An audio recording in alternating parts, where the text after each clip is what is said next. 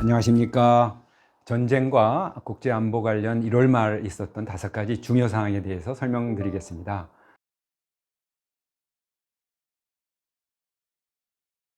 러시아 우크라이나 전쟁에서 서방 국가들은 우크라이나에 전투기도 지원할까요?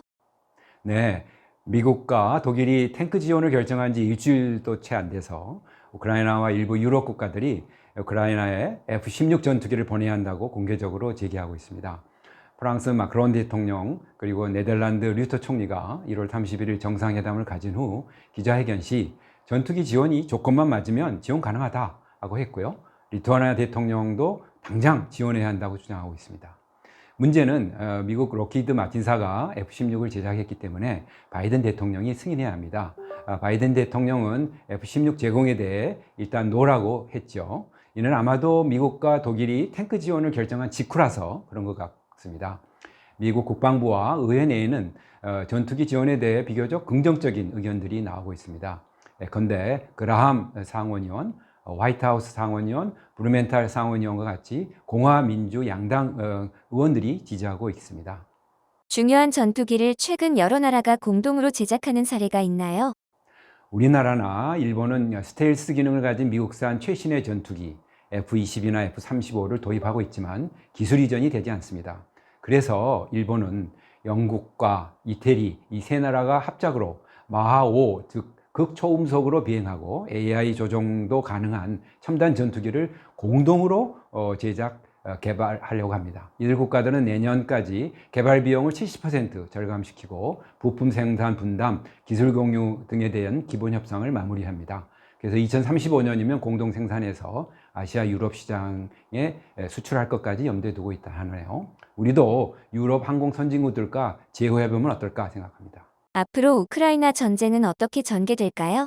네, 나토 사무총장이나 우크라이나 안보회의 장관은 2월 24일경을 해서 러시아의 대공세가 있을 거라고 예견합니다. 러시아군이 돈바스 지역에 병력을 대거 지금 투입하고 있고 무기도 지금 배치하고 있습니다. 또 동원한 병력도 합세할 건데요. 이래서 이제 우크라이나군도 병력을 이제 재배치해서 금년 봄에는 크림반도에서부터 돈바스까지 전역에서 반격을 시작할 거고 금년 여름에는 크림반도까지 장악해 나가려고 할 계획이랍니다. 크림반도 공격 관련해서는 부다노프 이제 우크라이나군 정보부장에 따르면 러시아가 전술 핵무기를 사용하면 잃을 것이 더 많기 때문에 사용하지 못할 것이다. 그리고 이제 러시아 침공이 크림반도 탈취에서 2014년 시작했기 때문에 크림반도 탈환으로 마무리해야 한다 하고 강조합니다. 서방의 테러 제재는 어느 정도 효과가 있고 러시아 국민은 고통을 느끼나요? 미국과 유럽이 전례 없는 테러 제재를 부과하고 그래서 러시아의 이제 GDP 감소나 인플레 등 발생 같이 어려움을 주었습니다. 러시아 일반인들에 대한 반응에 대해서 11월 말 한번 여론조사가 있었는데요. 러시아인들의 절반은 자신이라든가 가족들에게 제재로 인해서 어려움을 일으키지 않았고 또 제재로 어려움을 갖는 분은 한 10명에서 2명꼴 정도였다고 합니다. 그렇지만 이제 서방은 제재 조치가 러시아 경제에 대한 압박을 주고 전쟁을 중단토록 하기 위한 노력을 계속할 거라고 합니다. 우크라이나에서 부패 발생 시 어떻게 처리하나요?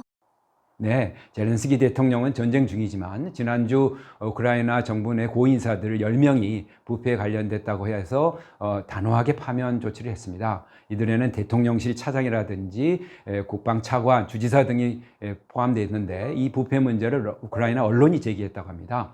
전쟁 수행이지만 이에 대해서 서방의 적극적인 전폭적인 지지가 필요하고 또 앞으로 우크라이나 미래를 위해서 이런 건 매우 바람직합니다. 이상입니다. 감사합니다.